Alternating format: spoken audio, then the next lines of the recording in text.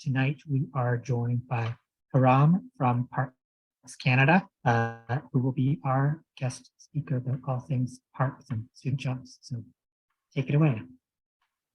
Hello and welcome everyone. Welcome McMaster Outdoor Club. Thank you for allowing me to host. And it's very nice to meet some of you members and young leaders today. This event is exclusively tailored for you, members of our community who are eager to apply for opportunities. And this is evidenced by you being here and taking initiative to learn more. So for that, I do commend you. So if you weren't aware, the Parks Canada Agency is a government agency tasked with maintaining the country's 48 national parks, 3 national marine conservation area, 172 national historic sites, and 1 national landmark and 1 national urban park. I know that was a mouthful, but has anyone here ever been to Rouge National Urban Park? That's the only one in Toronto near the Scarborough area, and it's right here in our own backyards, so it's kind of nice. But in any case, before we begin, I'd like to start by giving a land acknowledgement. So we acknowledge the lands and people of Mississaugas of Scugog Island First Nation. We're thankful to be welcomed on these lands in friendship. These lands we are situated on are covered under the Williams Treaties and the traditional territory of the Mississaugas, which is a branch of the Greater Anishinaabe Nation, including Algonquin, Ojibwe, Odawa, and Potawatomi. These lands remain home to a number of Indigenous nations and people, and we acknowledge this land out of respect for the Indigenous nations who have cared for Turtle Island, also called North America, from before the arrival of settlers peoples until this day. And most importantly, we remember the history of these lands has been tainted by poor treatment and a lack of friendship with the First Nations people who call them home. And this history is something we're all affected by. We all have a shared history on this land, and we are all treaties people. So I do encourage everyone to kind of search up the native land they are on, and I encourage you guys to learn more. There is this website here that allows you to learn more. So in doing so, we all have a shared history reflect on. Each of us is affected by this history in different ways. Our past defines our present, but if we move forward as friends and allies, then it does not have to define our future. But in any case, we'll get started. I wanted to ask everyone, how's your week been going? Drop it in the chat, drop a rating. Maybe it's a 7 out of 10 or something. I'm feeling like an 8 today, 8 out of 10. Just drop it in chat. How's everyone feeling?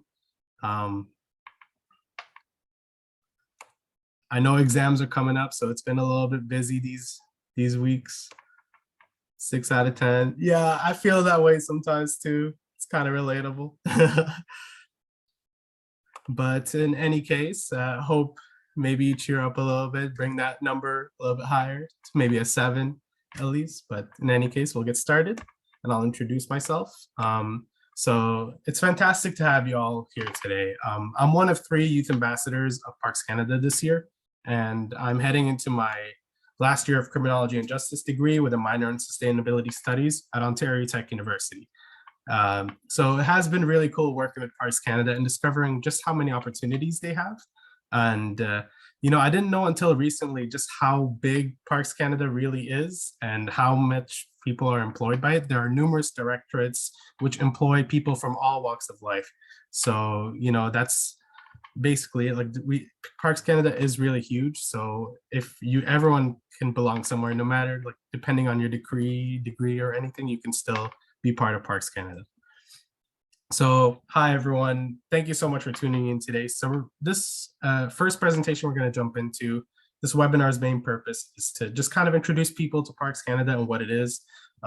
Whether you're familiar with Parks Canada or not, I hope that you're still able to learn something new here today. So let's jump into our agenda. We're going to be looking at when the Parks Canada Agency began, what we exactly do, why we exist, who we are, where we're going, and basically how we'll get there. So just a little bit about us. We'll start out with a brief timeline of the evolution of Parks Canada. And we'll start out in 1885, which is when the first national park was established. Can anyone guess where this is? It's a pretty famous one. It's in Alberta. That's one hint I'll drop. So drop it in chat if you're, Emma's got it right. It is Banff, Alberta. Right on. Sweet. And after that, we became the world's first national park service in 1911.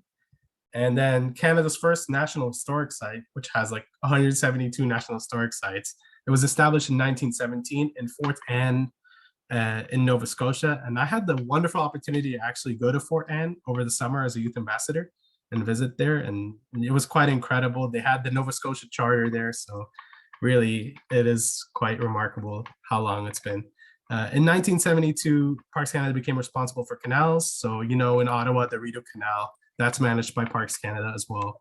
And in 1987, the first National Marine Park was created, and that's in Fathom 5 in the Georgian Bay area. And in 2010, the first area in the world that's protected from mountaintop to seafloor, that's in Guayhanas in British Columbia. Absolutely magnificent place. And yeah, that's a little brief timeline about us. And what do we do exactly? So our mandate, essentially, I'll just read it off the slide here. On behalf of the people of Canada, we protect and present nationally significant examples of Canada's natural and cultural heritage. And we're trying to foster public understanding, appreciation, and maintain these places for present and future generations, for Canadians, and so we can celebrate these places as well.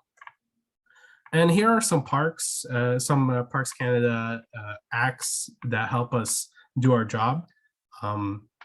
We got the Parks Canada Agency Act, we have Species at Risk, Historic Canal regulations, things like that to just help us do our job. And it helps us fulfill our mandate. And why we're here, essentially, we're here to protect. That's like our first priority. We're here to preserve the natural and cultural heritage of these places and make sure they remain whole for present and future generations. And we also want to present the beauty of these places, the history behind them. And in doing so, we can celebrate with the Canadians here to, I guess, make them connected to these magnificent places and history. And in doing so, we also serve Canadians in this way by maintaining them for generations to come. And our role in doing so is we are guardians first and foremost. So like I said, our first commitment is to protect these places, and that makes us the guardians and making sure that these places are maintained. We are guides to the visitors of the world who want to connect to these places. So I don't know if you've ever been to a museum, but just having an interpreter there really does change the whole experience for the better. You get to learn and reflect a lot more.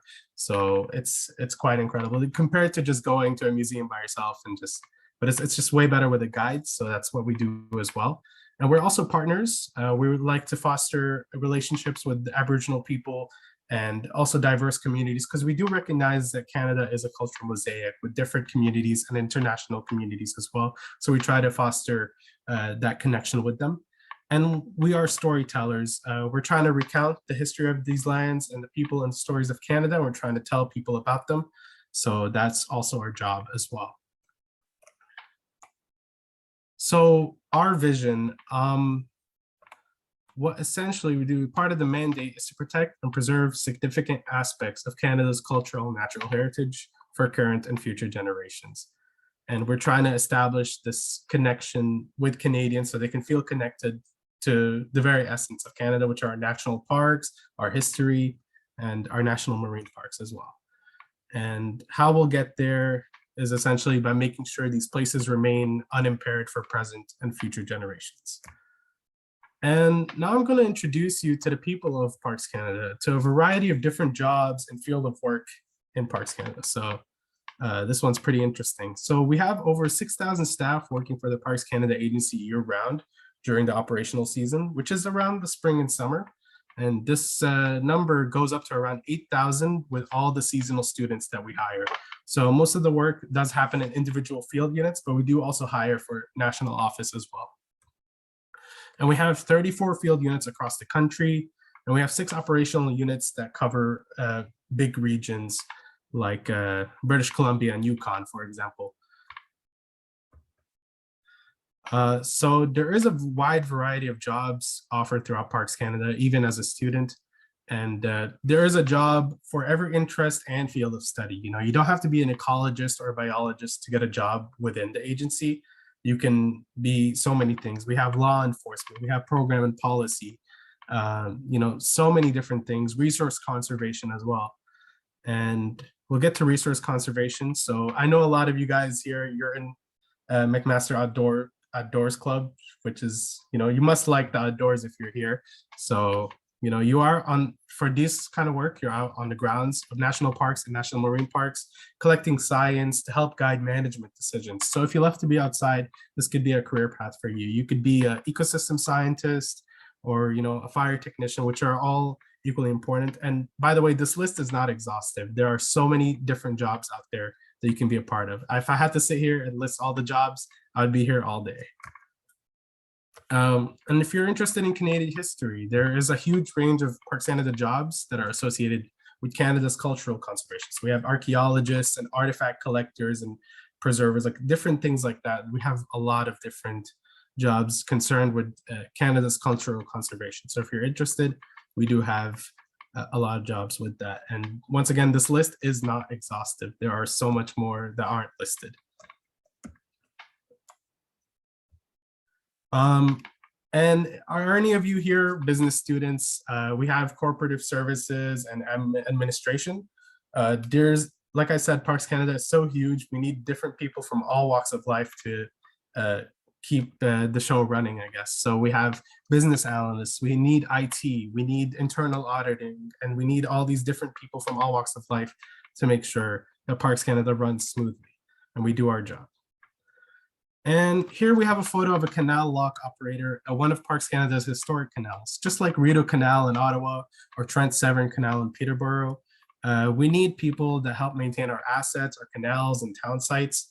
So we have dam keepers, carpenters, engineers, all different people that we need for Parks Canada. So what about environmental policy and urban planning? So like I said, we only have one national urban park, and we're trying to make parks more accessible for people in urban areas, and we only have one in the whole country. So now we're working on making more. So if you're interested in policy, the number of Parks Canada administered locations is growing, and we hire people to help establish and manage these sites. So for instance, right now we're working on establishing around like 10 new parks and protected areas by 2030. And honestly, this work and establishment, it does take a lot of interdisciplinary work. We need people, ranging from scientific field work and people who need to engage with stakeholders and, doing administration, different things like that. We do need a lot of people to cover all our bases to make sure we do our job right. So we also have law enforcement to keep the show running. So like myself, I'm in criminology and justice. So maybe this is a path I could explore as well. So park wardens, they keep national parks safe and ensure that people are obeying by rules. So for example, they make sure there's no poaching. They make sure people are like, okay with like, they're not making fires too big or anything like that. They just do law enforcement for these national parks. And something that's really cool, wardens who are working in marine parks, they get to drive boats, and wardens in some large parks like Banff even get to perform some of their duties by horse. So it's quite incredible. Let me see here, we got a few things in chat. Oh, the slide is stuck. Oh, shoot. Okay, hang on. Which job was it that was stuck? It was the one with the girl holding the logs like up close to the camera. Oh, No. shoot. Okay. Is it like better now? Is it fixed? Yeah, it's moving now. Okay. Let me try again. I'm gonna share screen again because I don't know why it's being finicky. But here. Okay, can you guys see that? Yeah. All right, sweet. Sorry about that. Technology. But any case, we were here at the park warden site. Like I was talking about park wardens. So people and wardens in some large parks, they get to perform some of their duties by horse. So if you like horseback riding and being a police officer, then this may be the job for you. And is social media or public outreach your thing? Parks Canada has many teams that are dedicated to promoting their sites. So we do need people to create that. And I myself am part of this directorate. So I have to engage in multimedia creation. I've had to write articles, create videos and social media posts, and it is a lot of fun. So from social media content creation to interpretation to public outreach, There are many jobs in Parks Canada that work to enhance visitor experience. So we need people in that field as well. So there are social media and promotion jobs within individual field units, but there are also at the national office level that we need promotion for. So, like I said, this is the team that I'm a part of. And let me tell you, it is a lot of fun. You could be creating multimedia, visitor service team leader, promotion, interpretation, you name it. And I'm actually part of public outreach education team. So that's my directorate. And here's a little bit about the big people in charge. We have our minister, the Honorable Jonathan Wilkinson. He's the Minister of Environment and Climate Change. And then we have our Parks Canada CEO, who is Mr. Ron Hall. And these are some of our places. I'm gonna list them out here. So like I said, 48 national parks and reserve, 1 national urban park. We have 4 national marine conservation areas as well. And I'm gonna start with this. So can anyone guess where this is? It's just a place where there's wild horses, and it's an island national park in Parks Canada. I'm gonna Sable tell you, Island. it's Sable Island, correct, right on. It's really cool because they actually have wild horses that roam this island. And up next, this one, I'll give you a hint. It's in British Columbia. It's really famous. It's Pacific Rim. You're right. Let's see the chat. Yep, right on. Emma, you're on fire. You guessed Banff. Now you got it right again. Right on.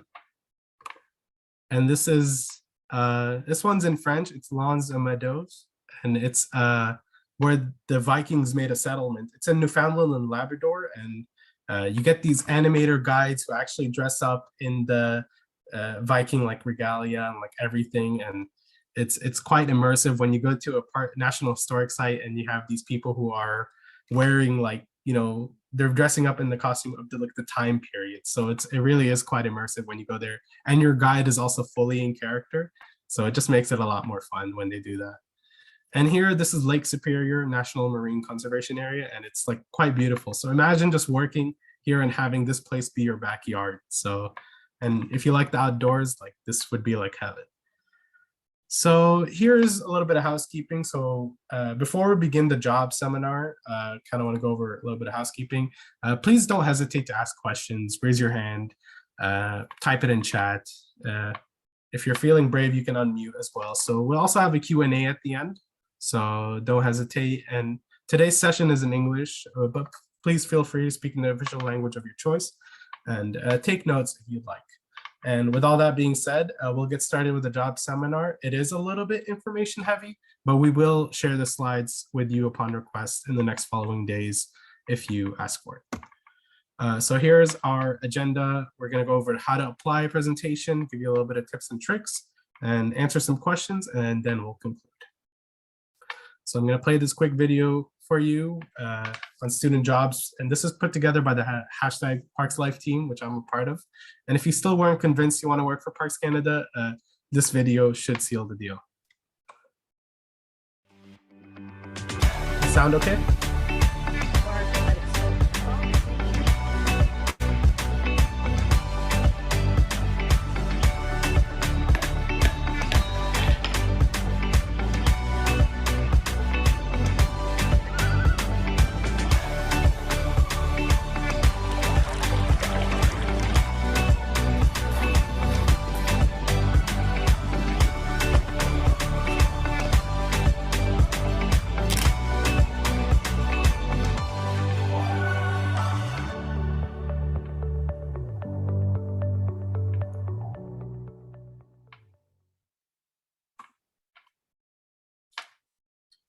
So I don't know if you guys saw that, but there were so many jobs there. There was a guy who was doing wildlife photography. So just imagine being paid to like take some pictures of wildlife, or even just be part of like learn to paddle team where you get to just get paid to paddle. So there's just a lot of cool opportunities offered at Parks Canada that just aren't offered in many other places.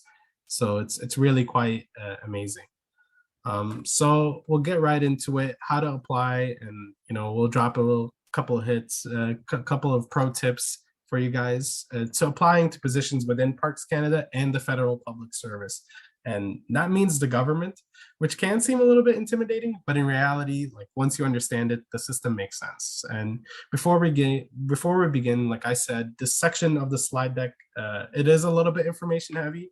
So if you want, it will be shared with you. So let's begin. So before you apply for any positions, there are two things you should do. The first is to kind of just ensure your resume is up to date.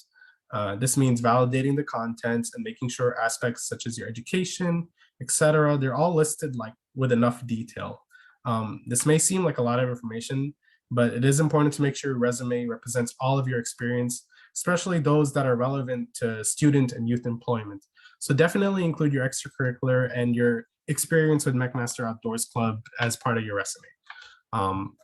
The second thing you should do is definitely create an account with GC Jobs, which is the federal public service job application system.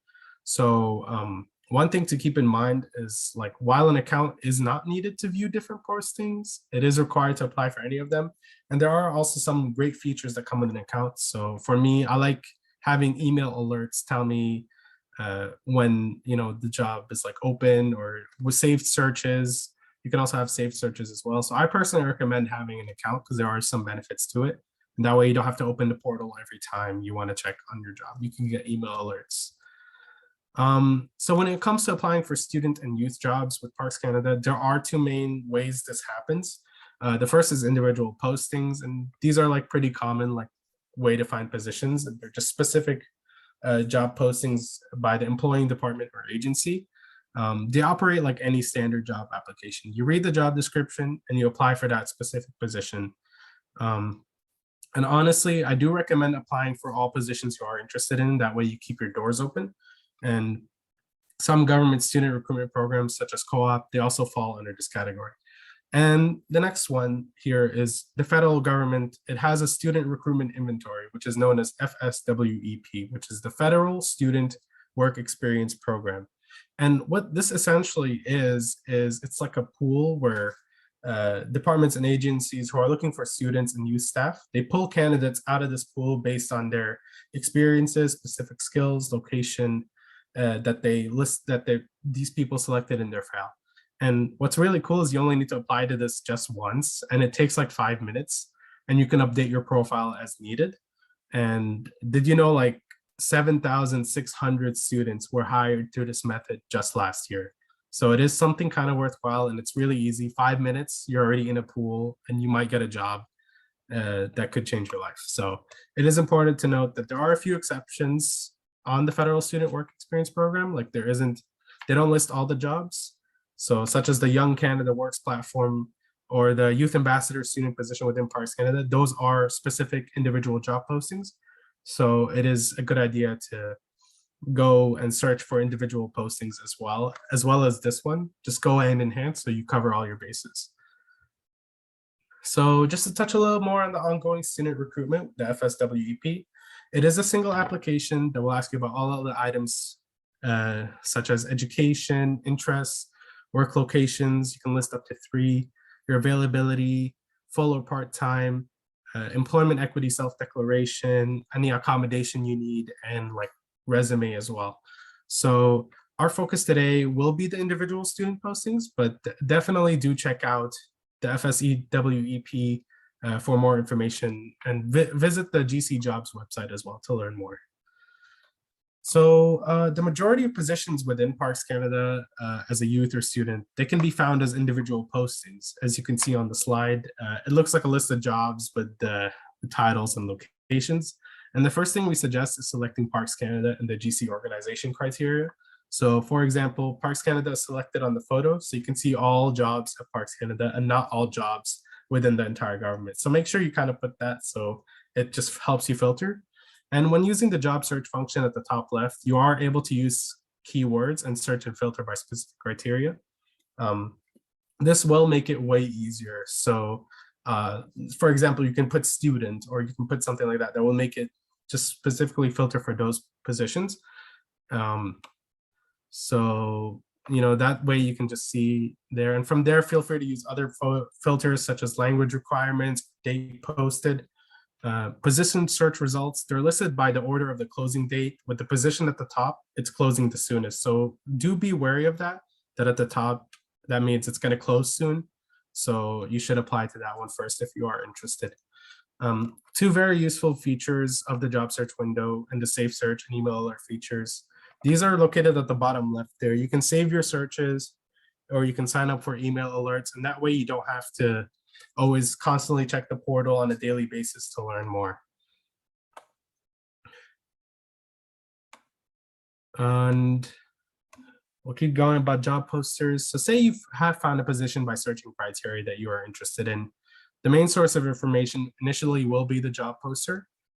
This includes the location, closing date, salary range, who can apply, and the restrictions. So make sure to review these right away, just so you know you have the qualifications or the skill and the location for it. You may notice that some job posters will say, anticipatory. Wait, where did I go? We'll say anticipatory. So that means like the hiring manager is anticipating on hiring for this role, but in the end, it kind of depends on need and funding. So, but what I find is that you should still apply to anticipatory positions because they do end up being staffed anyway, like most of the time. So it is worth a shot to just apply to it. So now you found a job posting that seems interesting and you want to know more. What do you do? Like, what do you look for? First, read the entire description carefully. These are typically rather long, but they do contain essential information nonetheless. So maybe something to review with like a cup of hot chocolate, but do make sure you do read it fully. The most important categories to keep an eye out for, their essential qualifications, asset qualifications, intent of the process, and conditions of employment. We'll go over these in more detail later. But if you have any questions, you can use the contact that's listed at the bottom of the poster if you notice. So do note that with most selection processes, any communications, like including calls or emails regarding your application, they are for game for assessing you as a candidate. So, therefore, like, make sure to use proper grammar and spelling in your emails, be respectful, be professional, and, don't ask questions that are answered in the job poster. So that's why you should read it carefully. And like, this could be a good thing as well. Like, they could assess you positively. So if you want to establish a little bit of back and forth with your hiring manager, make sure like you do it well, like in your email, you introduce yourself very professionally. And that way it could go for points against you. So let's say, for example, if you ask the hiring manager whether staff housing is available and it is answered in the description, that could possibly count against you. So that's why, use it as a tool, if anything, just to kind of establish that contact with the hiring manager and have positive interaction. Sometimes you'll see these positions that candidates will be pulled and assessed on an arbitrary date prior to the official closing date. This means that the hiring manager is like gonna begin screening applications submitted on or before the date, and they will only check applications submitted after if necessary. But all this to say, just don't wait till the last minute. Apply as soon as possible when you see this. So now that you've read all the aspects of the description and poster and you think the position is a good fit, hit apply. Like you will then be taking a screen similar to the one here. And once you do that, like congratulations on like making the best decision ever. Like go ahead and jump for joy because it is quite wonderful working for Parks Canada. And I've my whole experience, I've never met someone in Parks Canada who like hates their job. Like it's always been like very bright and like happy people. Like it's always been like that. Like they always love their job because it is quite incredible the stuff they do. So this is your application for the position. All the required elements are listed on the right. And this may seem like a lot, but the only ones which are time consuming are the screening questions. So once you apply for your first position, your information such as your education, languages, it's all saved and will be saved for your next application. So when completing this application, if you notice on the right, there's only one green check mark and the rest of them are X's. You're gonna wanna make sure all those red X's turn into green check marks before you submit your application. And the green triangle is optional. So like your employment equity, or if you need accommodation, that is also optional. So just make sure, you need to make sure all the red X's turn into green check marks. So that's like the main thing. And the resume and references tasks, it's usually the first one to complete when applying for a position. So for your resume, you'll need to copy and paste it the first time you create your profile to apply for a position. This can be a pain with formatting, so like make sure to review it prior to submitting and ensure it pasted correctly. So in terms of the content in your resume, make sure it is specific, so it outlines your past work experience with dates and shows exactly what you were responsible for, and in the past tense, unless it is like a current position. Include all your relevant and transferable skills to that role. So for example, if the position like requires a use of a specific software, make sure the software name is represented in your resume. Don't just say, oh, I worked with software. Like be specific, because it does pay off. Keep in mind that with government job applications, your resume is used as a tool to validate and confirm your answers to screening questions, which we will discuss next. So in regards to references, you will be required to provide the name, title, and phone number of the person you are listing as references. So make sure to contact and confirm with them prior to applying. So this is a really good idea. And I did with my previous employer, I made sure to hit him up and let him know, hey, I'm applying to this position. Can you speak about some of my work experiences? And if like I'm a good fit and like vouch for me. And this is a good idea than just, if you ask them a long time ago and they don't know that you applied to a position, like they might get the call and like they wouldn't know how to answer. So it's good to give them a heads up, because it will strengthen your application way more. And it is a useful thing to do, because think of it from their perspective, right? They have a lot of, it's hard to remember like the specific achievements of everyone they've employed in the past. And it provides you as a way to kind of reinforce examples that you want your reference to touch on. So it's a really good idea to just make sure you touch base with your references and make sure they know what to say, and like kind of that way it will strengthen your application. Screening questions, they make up the majority of your application and are perhaps the most important aspects. So screening questions, they are based on essential qualifications listed for the job. So therefore, you kind of need to answer yes, if like to make sure that you can actually apply, but do not apply for the position if you do not meet the essential qualifications, and make sure not to exaggerate when filling out your application. When answering your screening questions, it is imperative that you provide sufficient detail and you are specific. So I would suggest like employing the who, what, when, where, why, and how, and make sure these are in all your answers. Also, when formulating questions, pretend like the screening board has no prior knowledge of you or your positions. So be really specific. Like, for example, like I like to think of a Walmart greeter. Like if you put in your screening response or resume, like I was a Walmart greeter, and didn't provide any detail, like we wouldn't know exactly what you did, right? Like for instance, a Walmart greeter, they can be responsible for theft prevention or physical distancing, enforcing policy and guidelines, building positive relationship with customers. Like you see, for example, that sounds a lot way better than just I was a Walmart greeter. So all this to say, like many times we don't necessarily know what is entailed with the position. So like, please be specific. Make sure to include organizations, dates, and roles. And along with this, if the job description demands recent and significant durations for each qualification, make sure your experience is discussed in your screening resume, in your screening answer, and your resume, and they all add up. And lastly, I will say, like, don't say refer to my resume. It's always better to just like state the example in the screening answer. Oh, and this one's pretty important. A really good tip is for your screening questions, use a word processor. I know for me, I used Google Docs because GC jobs, it's kind of disconnects after 60 minutes of inactivity or lack of saving. So it can be like absolutely soul crushing to like lose all your work. So if you want to save yourself from like pulling your hairs, make sure you save frequently, or you use Google Docs or Microsoft Word, and you copy and paste your answers into the GC jobs when you're done. So this will ensure that they are saved, and you can save your document for future reference as well when you use it on a separate word processor. So that's like a little pro tip from me to you. And me ignoring 3 to 5 years experience preferred and applying to the job anyway. Yeah, kind of relatable. It do feel like that sometimes. And most importantly, like self-declaration and accommodation, I'm going to touch quickly on these. This part of the application, it helps the federal government achieve equality in employment. It is completely voluntary and confidential part of the application. Um, and they will ask if you identify as a visible minority, person with a disability, or indigenous person, etc.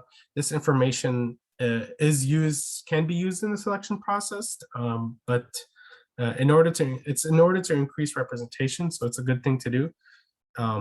But this information isn't shared with your hiring manager. So accommodations, they are available and can remove potential barriers during assessment. So again, it is confidential, and the circumstances surrounding your accommodation, they won't be shared with the hiring manager, like I said.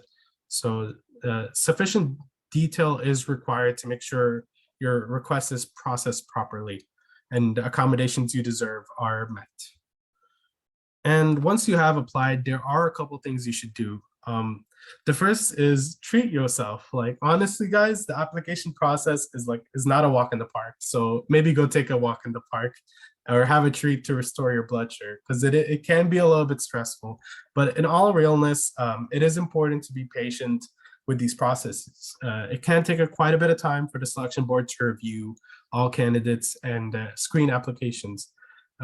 Furthermore, sometimes only successful candidates will be contacted after the initial stage of screening. However, make sure to check your email and your voicemail on a regular basis, and also your spam boxes, because sometimes it does end up in there for whatever reason. And if you apply to the FSWEP, make sure to keep email alerts on in case you are pulled in for a selection process. And if you do end up speaking with a hiring manager at any time, be professional on the phone. And third piece of advice is to start learning about Parks Canada. And you guys are already here taking initiative to learn more, and I do commend you for that. And you are taking that extra step. So, almost every selection process, they will work to assess your knowledge of the agency and your knowledge of the park or historic site you're applying to. So start by reviewing the Parks Canada mandate or charter. Important informations are all on the PC website. So you should definitely follow the park site and learn more. But knowing certain details, like what species are at risk or are protected at a specific site, or knowing what special programs they offer, it will make you stand out. It will make you a stronger candidate. So do take that extra step, because it could get you the job at the end of the day. And the last point I want to bring home is to apply for multiple positions. Okay, I said this before, but it's just in case. It is important to keep doors open and close them yourself if needed. You can follow Parks Life on Facebook or Twitter for updates on Parks Canada student and entry jobs. And we're always sharing opportunities on those platforms as well. All this to say, just make sure to keep doors open. Working at Parks Canada, it gives you so many opportunities to gain valuable workplace experiences, but sometimes things don't work out. So make sure to turn them into learning experiences. And with a little work and effort, you will be surprised at what you can achieve. If you have an interview but did not get the job, ask for a post board. It's a follow-up meeting where someone will go over your interview, tell you all the little tricks to get it next time. And that's the key to success. You just got to keep trying again and again. And what about other opportunities? There are just volunteer opportunities with Parks Canada, and they're so plentiful, and there's so much you can do. You can join a scientist in cutting edge research, share your new knowledge with a group of school kids. You can even participate in historical digs and marine studies or anything of the sort. So, our volunteer program, it spans the country and it touches on all the work we do. So be sure to search Parks Canada volunteer opportunities, check out the website to learn more in depth of our volunteer program. And you can be part of these treasured experiences by playing a part in special events or education programs. You can celebrate Parks Day or some special events that are hosted by Parks Canada and be there as a volunteer. You can even work as a campground host or a hike assistant. So imagine getting volunteer hours just to hike and go on visit these national parks. It is quite incredible. And I know you guys are here as McMaster Outdoors Club, and you guys do participate in like weekly hikes or something of the sort. So imagine volunteering and doing the same thing. Researching and monitoring our natural and cultural heritage. You can count butterflies, monitor frogs. I've seen people work with turtles and monitoring turtles as well. And it's super cool just seeing the work they do. And we also have people caring for our natural and cultural heritage. We do participate in shoreline cleanups, trail maintenance projects, and just artifact restoration and just so much more. And these aren't just for employment, but they're also volunteer opportunities that we offer. So it is quite cool that we can be part of them. So how to apply for volunteer opportunities? You've got to determine where and when you would like to volunteer. You want to contact the place where you wish to volunteer and just ask for further information, enter request an application, because sometimes it isn't on the website. And personally, I do recommend checking out the Parks Canada government website. And these list all the possible locations you can apply to for volunteer opportunities. And talking from personal experiences. So now that you have a better idea on how to apply, like I will tell you about my own experiences. This position as a youth ambassador, it was my first time applying within Parks Canada, and it was my first time applying for any job within the federal government. So little did I know that it would amount to life-changing and memorable experiences made. And now some of you may be wondering, like, what does being a youth ambassador for Parks Canada even entail? Well, for the sake of time, like I will try to keep it short because I can go on and on about the amazing experience that is this employment. But to put it simply, this job gives you the unique privilege of experiencing different Parks Canada administered locations all around Canada and being one of its many storytellers. So let me take you on the journey of being a youth ambassador. So at the start of the summer, we get some training, some team building, and we get the rundown of what to expect. However, it's not long till our first group trip is announced in Quebec. We're 9 days there, visiting several unique and incredible sites, such as the fortifications of Quebec and the Saguenay-Saint Laurent Marine Park, in which we got to see some belugas and whales from the shore. And that was pretty awesome. And it was my first time seeing whales, so it was quite incredible. And while there, we're equipped with camera gear to capture our experiences and make sure we can share them with as many people as we can. And we post primarily on Parks Life on our Facebook and Twitter. So be sure to check that out if you want to see our adventures. So anyways, we come back from our fun-filled and productive trip. And we spent about 2 weeks processing that content that we captured, whether it be an article or a blog, a video, or a social media post, you name it. It's not long till we're out on the road again because, you know, time flies so fast when you're having fun. On our next trip, it's to the East Coast, Nova Scotia and New Brunswick. We visited several national parks there. We went camping and paddling, and plenty of new experiences were had. And we also visited several historic sites. So like I said, I visited Fort Anne, the first National Historic Site to be administered by Parks Canada, and Port Royal National Historic Site. We also participated in the flag raising of the UNESCO World Heritage designation for Grand Prairie National Historic Site. So that was quite amazing to be part of. By now, you probably know the drill. We're back working remotely from home. 2 weeks, we process the content, make an article, vlog, or video, and then we're back on the road. And this time it's to the West Coast. We're seeing and being part of so many incredible experiences, being on the research boat, spotting southern resident killer whales, like seeing the Gulf Islands, spending time at national historic sites like Fort Rod Hill and Fiskard Lighthouse.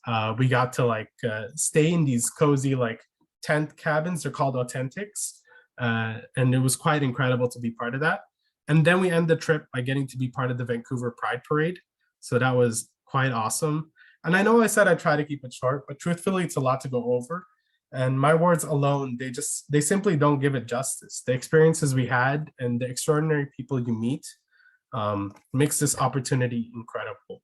And you know what else? Like behind the scenes, you get to be part of a supportive and friendly team who is with you along every step of the way. So if I could, I'd apply again. I mean, who wouldn't, right? But honestly, it begs the question as to who our next youth ambassadors are going to be. I mean, who knows? It could be you. So on this slide, you'll find some links to some resources to get you started with your application. The first group are links that may be useful if you need further clarification on the application process or about the jobs in the federal public service. And the second group, they're just resources to get you started about learning about Parks Canada. And keep in mind, this list is like no way exhaustive, right? Like you should definitely check out the Parks Canada website, explore the content available from a national perspective, and as well as the local place that you're applying to. So you definitely do your own research and use these as like kind of guiding tools. And all right, that's all, folks. Like this marks the end of our presentation today. I hope you learned a lot about what it means to work for Parks Canada, and you gained some valuable insights to help you with your application. Feel free to reach out to me if you have any questions. We'll also be sharing the slides with you in the next coming days. So if you're not already doing so, I do strongly encourage you to follow Parks Life on either Facebook or Twitter. We're always sharing opportunities there, such as student and youth employment. So make sure to check it out. And, big thank you to McMaster Outdoors Club for allowing me to host, and for everyone who attended and took the initiative today. I do commend you all for that. So thank you so much. And reach out over email if any other questions pop up. Good luck with your job search. And, I hope to cross paths with you one day. And with that being said, we have some time now for any questions you may have regarding the application process. So feel free to send them in to us in the chat, or if you're feeling brave, take yourself off mute. And by the way, if you have any questions that come up later, we can try our best to help out over email. And just a reminder that this section of the presentation, it will be shared with you if you want. And yeah, thank you.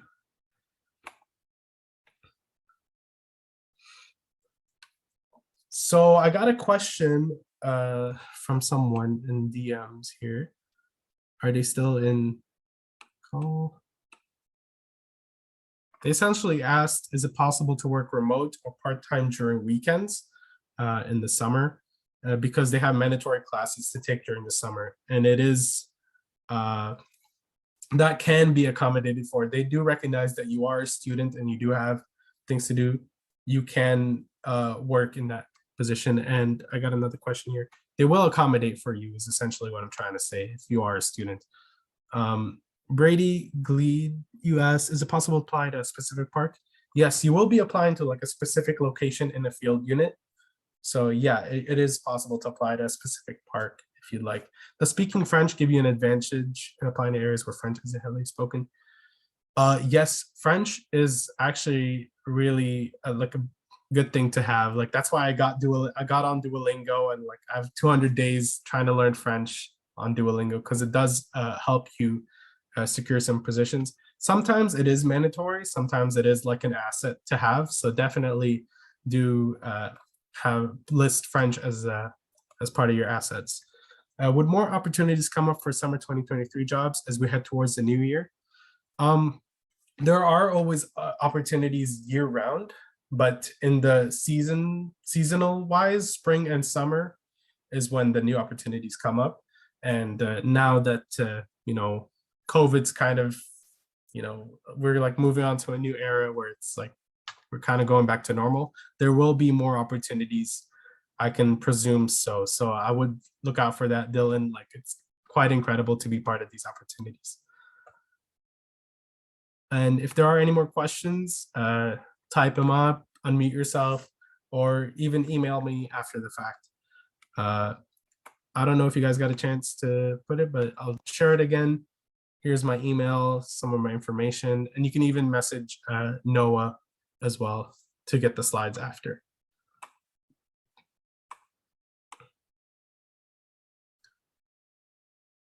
And we're also planning to host an in-person session in the middle of January coming up. We're gonna have panelists there. We're gonna have people speak about their employment with Parks Canada.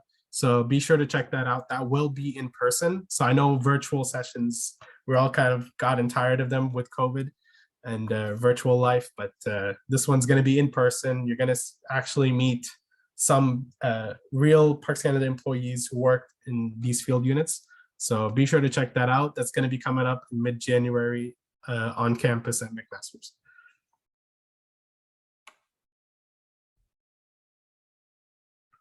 Well, with that being said, I wanted to thank you guys. I wanted to thank you, Diego, and I wanted to thank you, Noah, for allowing me to host today. It's been incredible, and thank you once again. And thank you as well for reaching out and giving us the opportunity, and a lot of information shared that I'm sure will be helpful to everyone in attendance. And this is recorded, so people who weren't able to tune in tonight will also be able to benefit from the information. And we're all very excited about the in-person event for January. I can't wait. I'm excited. Thank you, Karam. Very interesting stuff and excited for January. Thank you. Yes, if Thank you all anyone